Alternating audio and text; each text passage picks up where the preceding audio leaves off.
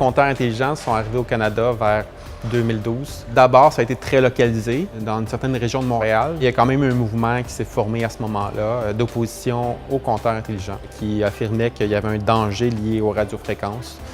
Donc, le mouvement a pris de l'ampleur avec les années, sauf que depuis peut-être 1 an ou 2, le mouvement s'est un peu essoufflé. Il y a eu de la désinformation sur les compteurs intelligents. Souvent, les gens vont être très honnêtes dans leur intention et croient fermement que ça a un effet négatif. Cependant, en voulant se battre contre ça, ce n'est pas nécessairement des scientifiques, ce n'est pas nécessairement des experts sur le sujet, ce qui fait en sorte qu'ils vont sélectionner des fois arbitrairement les données.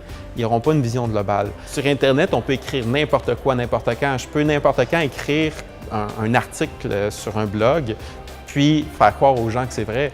Contrairement à la science, que quand on publie, il faut passer par un comité d'experts qui va réviser notre article. Ce qui est clair, c'est qu'on n'a pas confirmé l'existence d'un effet négatif dans les 4 dernières années.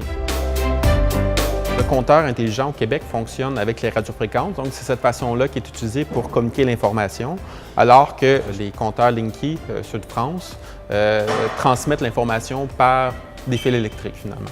Donc, c'est 2 façons de communiquer qui sont très différentes. Par les fils électriques, c'est la même chose que ce qui passe, par exemple, dans notre ampoule électrique. Donc, c'est aucunement comme les radiofréquences dans lesquelles on va avoir des fréquences beaucoup plus élevées. Notre cerveau ne fonctionne pas sur un mode scientifique par défaut, il faut le travailler, cet aspect-là. Donc, c'est naturel que les gens aient peur. Les gens vont essayer de justifier leur peur, d'expliquer pourquoi. Donc, étant donné qu'ils ont peur du terme compteur intelligent, ils risquent de se battre contre ça parce qu'ils ont cette peur-là.